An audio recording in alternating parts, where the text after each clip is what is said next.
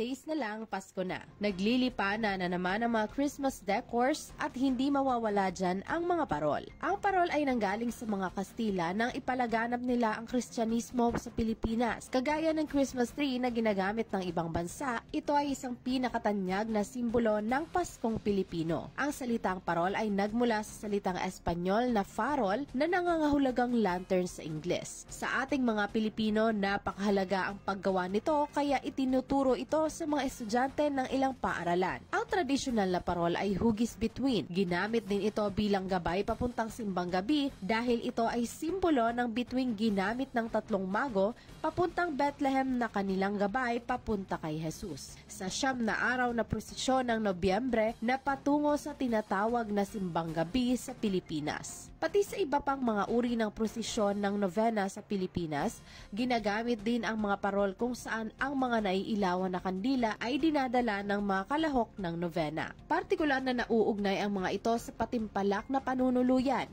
kasabay ng prosesyon kung saan isang pagtatanghal ng paghahanap para sa tuluyan ni Jose at ng buntis na Birheng Maria sa Bethlehem. Ang mga artista na naglalarawan kina Joseph at Mary pati na rin ang mga mamamayan ay nagdala ng mga parol na papel na gawa sa kawayan at Japanese paper. Pagkatapos ng prosesyon, ang mga parol na ito ay isinasabit sa labas ng mga bahay bilang dekorasyon. Ang mga unang parol sa panahon ng Espanya ay simpleng hugis parehaba o hugis biluhaba at gawa sa puting papel.